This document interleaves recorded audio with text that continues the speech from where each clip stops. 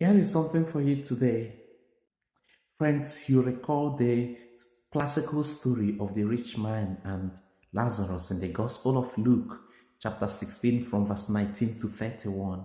In the first part of the story, the rich man was living in affluence with his friends, while Lazarus was suffering at his gates, only desiring to feed from the crumbs that fall from their table.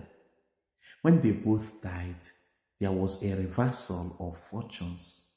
And here begins the second part of the story. Lazarus now stays in the place of honor in the bosom of Abraham. He is cherished and happy, while the rich man is in agony.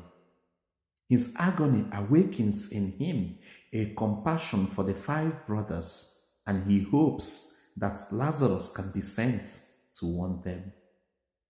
However, his regrets and his new compassion are not enough, and no warning can be given to his brothers. It's a different place now. His brothers have the teachings of Scripture and the poor at their gates, and that is enough. Friends, we represent the five brothers. Like them, we have the teachings of Scripture and we have Lazarus at our gates. And that is more than enough. The rich man was, of course, not condemned for being rich or for not sharing. He only shared with his wealthy friends, those of his circle. And this type of generosity wasn't enough. He was condemned because he was not rich enough to share his goods with those in need. The rich man did nothing to Lazarus, but he was not innocent.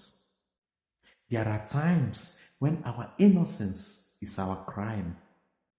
My dear friends, we have an obligation to share our talents and gifts, not only with friends or those in our circle, but with people who really need them. We are given the gifts of compassion because someone somewhere is hurting. We are given the gift of speech because someone somewhere is dying for the lack of a kind word. We are given the gift of forgiveness because someone somewhere is cloistered in wrongdoing. None of these gifts is for hoarding or just for those in our circle.